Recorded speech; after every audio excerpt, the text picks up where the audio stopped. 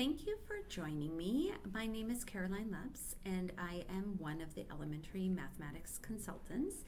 And this recording is just a quicker version of the professional development session that we enjoyed today with teachers, just so that you can use it for reference or if you were unable to attend the session. So let's go ahead and begin. So before we jump into Clothesline math and getting the hang of this powerful routine, let's talk a little bit about why we should use instructional routines in mathematics. So one of the reasons is that they are specific and repeatable, and so it frees up students' mental energy so they can focus on the mathematics, not what is she going to ask me, how does this work, but the actual mathematics of what they're being asked to do.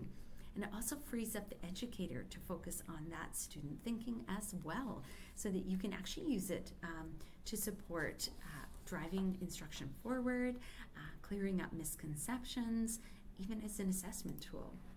It's accessible in that it's open to diverse learners and can easily be adapted.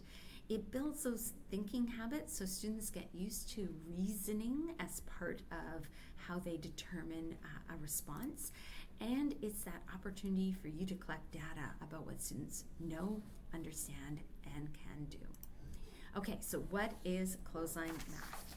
So Clothesline math is actually a very fancy open number line, but it's also dynamic in that students interact with it.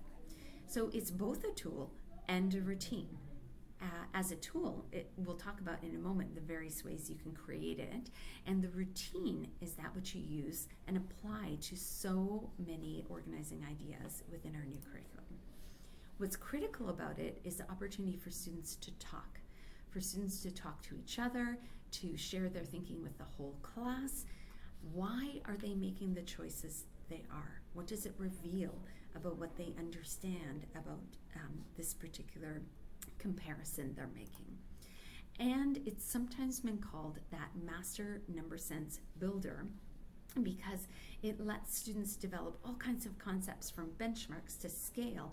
It puts students in the driver's seat as they manipulate this open and dynamic number line to show all kinds of things: proportional reasoning, precision, equality, magnitude, and more. I have a little did you know here.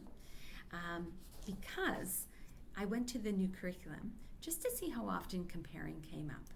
Did you know that when you put it in the search within mathematics, it comes up 40 times? And the word number line similarly comes up a lot of times. So it's very important, but this tool is so fun. It's a great way to bring it to life. Okay, so how could we do that? I would say there are endless possibilities. These are just a few. So the one I think is the most fun is to actually make a clothesline. Tie some string to some magnetic clips, and you can just slide it off to the side when it's not in use because it's easy to do so. You could draw a line on your whiteboard, and you could use sticky notes. If you do use the string, you can use the index cards that are folded, like these ones pictured here. You could actually use clothespins. Alternatively, if you work in an online environment, you can create a digital version. You could also give students just a mini whiteboard so they can play along as you go. Okay, so if you want to play along now, you could pause, grab some sticky notes, and just write these three numbers down. And then we're going to go through what that basic routine looks like. And so, to begin with, is establishing some benchmarks. The benchmarks you would add are 0 and 100. So now the first thing is to have the students, or you in this instance if you're introducing it, place the benchmarks. So we would place the 0, we place 100 at the beginning and the end of our open number line. It may be helpful to then find the middle, another benchmark. What's in the middle? 50. Then it's time to place each of the numbers. So 27 would fall between 0 and 50. 72 and 87 would fall between 50 and 100. Then it's time for that discussion. Anywhere along the way, you could have students pause, turn and talk about where they think they go before students place them on the open number line. And then, because they've been reasoning the whole way through, this is where that whole group discussion can come in, where students talk about the placement and determine if any adjustments need to be made. So that's where the spacing comes in. A variation of this would be to play place or correct. And this is one that you might use when you have a number set that has more than 3 values.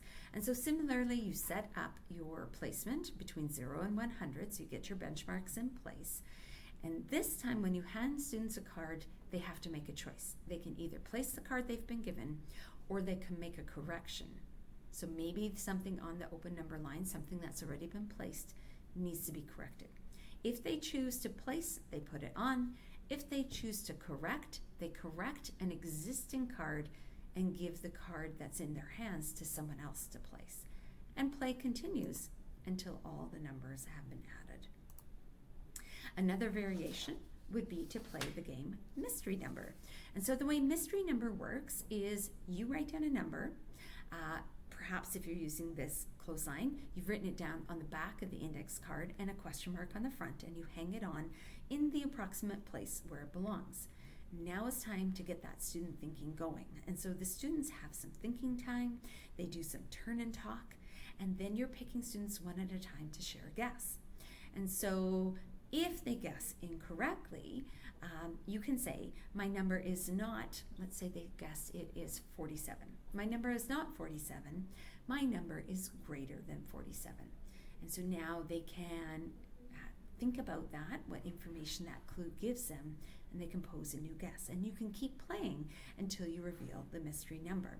A variation would be to have students have their own mini whiteboard that they can be adjusting, writing on as they go, but ensure that they have that time to think and to turn and talk before guesses are shared. A variation of that is to have students reason to determine, okay, if the number is 17, what could those benchmarks be? And again, they could turn and talk, reason about those, and share them out. Another variation is a double clothesline. And so the way the double clothesline works is one set gets placed along the top line, and then the second set, which matches it, gets placed along the second clothesline. So the example I have for you is one that you might use, say, for example, in a kindergarten or a grade 1 classroom. Let's say we're going from 0 to 10. So we established that the 5 would be in the middle. Where would 4, 8 go? And then we give them a visual. Can they match the visual to the number? Or you could reverse that, start with the visual and then match the numeral to the visual. So lots of ways that you can use this. Think about it for your older students. How could you expand this? Would you use larger numbers? Would you change to fractions, to decimals? Maybe match fractions, decimals, and percents. Speaking of fractions, it is really important to establish students' understanding of the relationships between unit fractions. And so this article comes out of the 1980s, but still is worth reading today, about how A&W's attempt to beat their competitor failed. And so in this instance, A&W was trying to sell a 3rd-pound burger to compete with a major competitor who had a very famous quarter-pounder. But it just wasn't selling, even though they had priced it at the exact same price. And so they did some research and they found out that the majority of participants believed that a 1/3 of a pound was actually smaller than a 1/4 of a pound.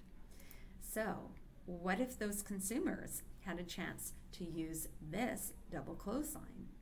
We already know that student misconceptions might lead them to think that 1/8 is larger than, say, 1/2. And so what if you gave them visuals to place? If they could place the visuals, which help them to also think about where they belong on that number line, then they could maybe be more successful in thinking about the symbolic representation. Another way you could use that double clothesline is for proportional reasoning, such as with rates. And so this example comes from, it is Andrew Stadel, and his example is done in ounces, so I've just changed the values to grams to reflect a more Canadian context. So imagine at the frozen yogurt stand, it costs $10 for a frozen yogurt of 400 grams. So if that's the cost of that one, but I paid $12.50 because I maybe over-poured a little bit, how many grams did I get? And so again, another way to use it at a different level. So there are so many possibilities for how you can use this. We've included this chart here for you so that you can start to think, and I bet you can come up with even more ways that you could use it. So the blue represents some of the ways we could use it within the organizing idea of number. And so there's lots of things that are compared within that organizing idea, from fractions, decimals, percents, integers, whole numbers, ratios, rates, proportions. You can even use operations. So the product or the sum or the difference could be compared. It also fits within time, measurement, and geometry. So I'm hoping that one of these matches something that you're doing right now and inspires you to figure out a way you can use clothesline math this week.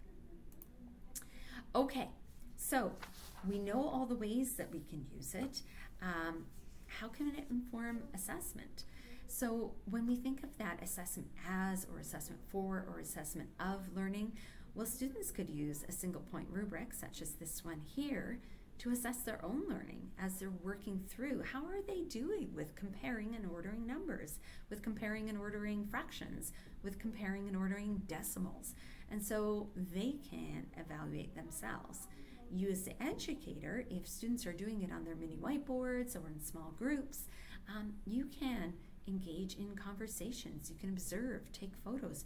You can use it as a performance assessment. So lots of ways.